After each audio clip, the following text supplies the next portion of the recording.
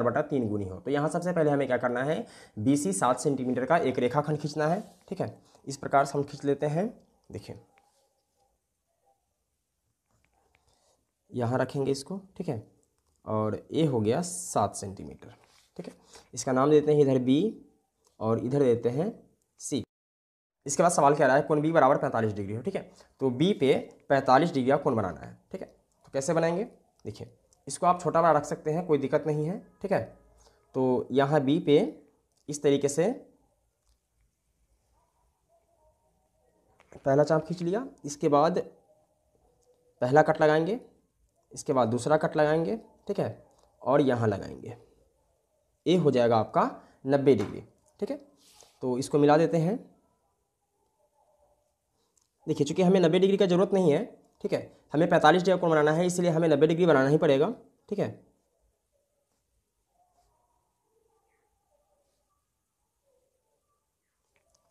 इसके बाद क्या करना है, इसके बाद यहाँ पे रखना है। ठीक है, साइज छोटा बड़ा हो सकता है, कोई दिक्कत नहीं है इसका। ओके, और एक बार यहाँ पे रखना है और इस तरीके से कट लगाना है। ठीक है, और ये जो पॉइंट है, इस पॉइंट से और इस पॉइंट से मिलाते हुए एक रेखा खींच देना है। ठीक है,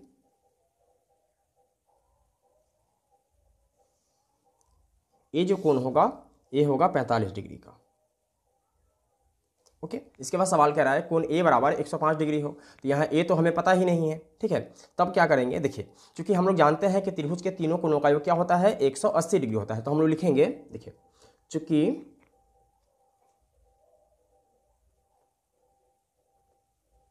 हम लोग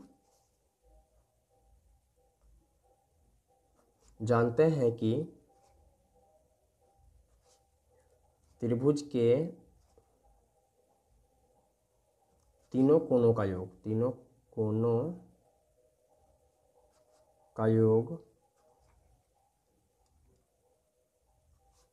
180 डिग्री होता है। ठीक है, तो यहाँ पे क्या हो जाएगा, देखिए कोण A प्लस कोण B प्लस कोण C बराबर 180 डिग्री। तो कोण A क्या है 105 डिग्री,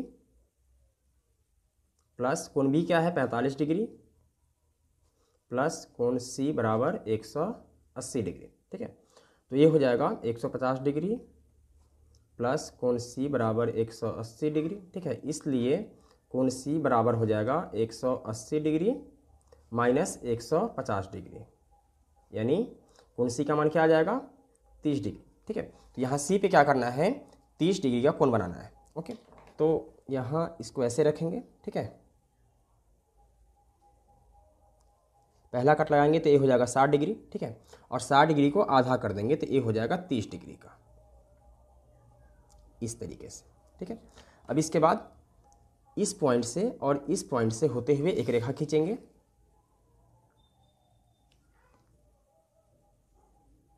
ठीक है, ये हो जाएगा 30 डिग्री का। ठीक, और ये क्या हो जाएगा, ये हो जाएगा 105 डिग्री का, जैसा कि हमारे सवाल में कहा जा रहा था कि कोण A बराबर 105 डिग्री हो। ठीक है, और तीनों को जोड़ेंगे तो क्या हो जाएगा 180 डिग्री हो जाएगा। ठीक है, यहाँ दे देते हैं इस पॉइंट का नाम A। ठीक है, अब हमारे पास त्रिभुज A B C तैयार हो गया। ठीक है, अब क्या करना है, इसके समरूप अन्य त्रिभुज का निर्माण करना है। ठीक है, इसके लिए क्या करेंगे, देखिए इसके लिए हमें करना होगा B पर न्यून कोण खींचना होगा। ठीक है, यहाँ B पे किसी प्रकार का न्यून कोण आप खींच सकते हैं, कोई दिक्कत नहीं है। ऐसा नहीं है कि इसी एंगल का खींचा जाए, थोड़ा आप ऐसे भी कर सकते हैं, थोड़ा ऐसे कर सकते हैं, कोई दिक्कत नहीं है। ठीक है, और इस रेखा का नाम दे देते हैं x। ओके, अब हमारा सवाल कह रहा था कि 4/3 गुनी हो। ठीक है, तो सबसे बड़ा क्या है 4 है। ठीक, तो यहाँ क्या करना है कि B से 4 बराबर चाप खींचना है। ठीक है, तो आइए खींच लेते हैं। देखिए थोड़ा छोटा कर लेते हैं, 1 2 3 और ये हो जाएगा 4। ठीक है, इसके बाद इसका नाम दे देते हैं, ए B है तो ये हो जाएगा B1, ये हो जाएगा B2 और ये हो जाएगा B3 और ये हो जाएगा B4। ठीक है, हमने 4 बराबर चाप खींच लिया। ठीक है, इसके बाद देखिए 4/3 है तो नीचे वाले से पहले मिलाते हैं। ठीक है, तो नीचे क्या है 3 है, तो इस 3 से क्या करेंगे, सी को मिला देंगे, यानी कि B3 से सी को मिला देते हैं। ओके, ये मिला दिया। इसके बाद B4 से यहाँ एक रेखा खींचना है जो B3 सी के समांतर हो। ठीक है, तो इसके लिए क्या करना पड़ेगा, BC को थोड़ा सा बढ़ाना पड़ेगा आगे। ठीक है, तो ये हमने BC को थोड़ा सा आगे बढ़ा लिया। ओके, इसके बाद समांतर खींचना है, तो देखिए यहाँ पे इसको रखेंगे और इस तरीके से थोड़ा छोटा बड़ा कर सकते हैं, कोई दिक्कत नहीं है। ठीक है, इस तरीके से यहाँ चाप खींचेंगे और B4 से भी चाप खींचेंगे। इसके बाद हमें इसको नापना है कि ये कितना चौड़ा है। ठीक है, यानी कि कितना लंबा हो जाएगा ये, यहाँ से इसको नाप लेंगे। ठीक है, नाप लिया। इसी प्रकार इसको यहाँ रखेंगे। हमें B3 वाले पॉइंट से मतलब नहीं है, हमें इस पॉइंट से मतलब है जो हमने चाप खींचा है। ठीक है, और ये है। ठीक है, अब क्या करना है कि इस पॉइंट से और इस पॉइंट से होते हुए एक रेखा खींचेंगे और ये रेखा जो होगा वह B3C के समांतर होगा। ओके,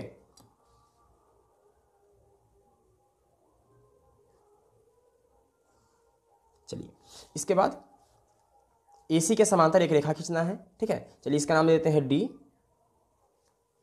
तो यहाँ पे इसको रखेंगे और इस तरीके से चाप खींचेंगे, D बिंदु पे रखेंगे और इसको इस तरीके से चाप खींचेंगे। चलिए कोई बात नहीं है। ओके, इसके बाद यहाँ रखेंगे और इसको नापेंगे कि कितना लंबा है, इतना है। ठीक है, तो यहाँ रख के इसको काट लेंगे। इसके बाद इस पॉइंट से और इस पॉइंट से होते हुए एक रेखा खींचेंगे।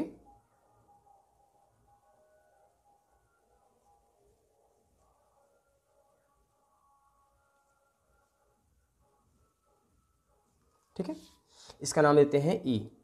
ठीक है, इस प्रकार क्या हुआ, हमारा त्रिभुज का निर्माण हो गया। ओके, अब हमें लिखना है रचना के चरण। तो आइए लिख लेते हैं। देखिए, रचना के चरण। नंबर 1, देखिए हमने सबसे पहले क्या किया कि 7 सेंटीमीटर का एक रेखाखंड BC खींचा। ठीक है, तो लिखेंगे BC बराबर 7 सेंटीमीटर का एक रेखाखंड खींचा। ठीक है, नंबर 2, B पर 45 डिग्री का कोण बनाया। तो लिखेंगे B पर 45 डिग्री तथा C पर 30 डिग्री का कोण बनाया। 30 डिग्री का कोण बनाया। ठीक है, और ये 30 डिग्री का कोण क्यों बनाया है ये हमने आपको यहाँ बता दिया है। ओके, चलिए अब आगे बढ़ते हैं और अगला पॉइंट लिखते हैं।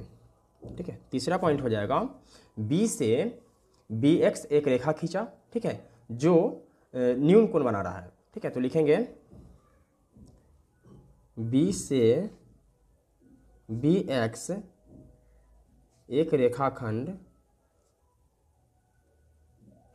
खींचा जो क्या बना रहा है, न्यून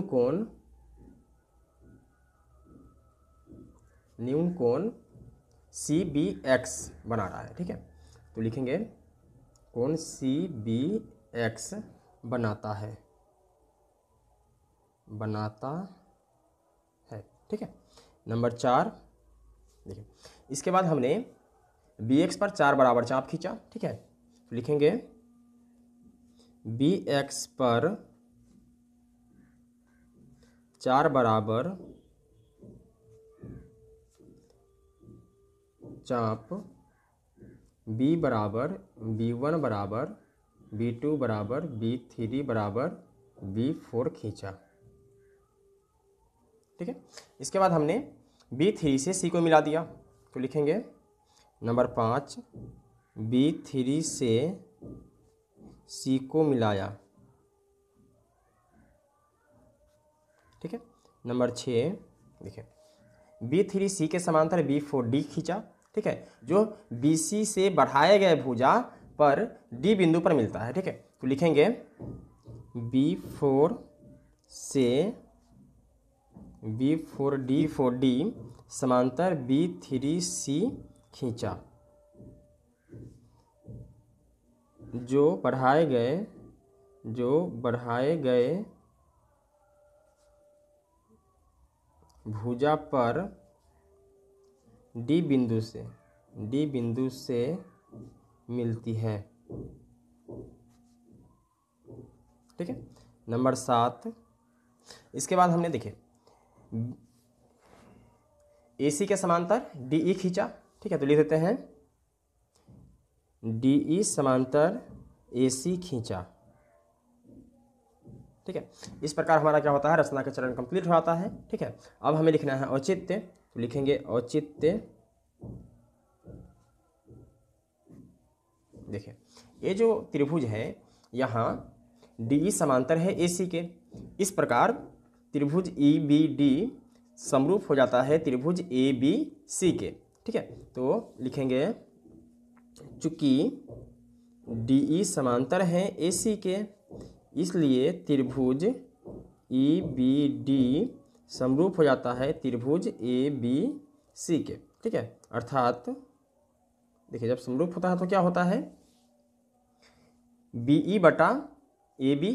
ठीक, तो BE बटा AB बराबर BD बटा BC बराबर DE बटा AC। DE बटा AC बराबर 4/3। ठीक है, इस प्रकार कंप्लीट होता है औचित्य भी। ठीक है, तो दोस्तों मैं उम्मीद करता हूं कि आपको ये वीडियो समझ में आ गया होगा। अगर किसी प्रकार की कोई डाउट हो तो आप हमें कमेंट कर सकते हैं, और इससे पहले का वीडियो आप लोगों ने नहीं देखा है तो अनलॉक स्टडी के प्लेलिस्ट में जाकर इससे पहले का सारा वीडियो देख सकते हैं। फिर मिलते हैं एक और वीडियो में, तब तक के लिए जय हिंद।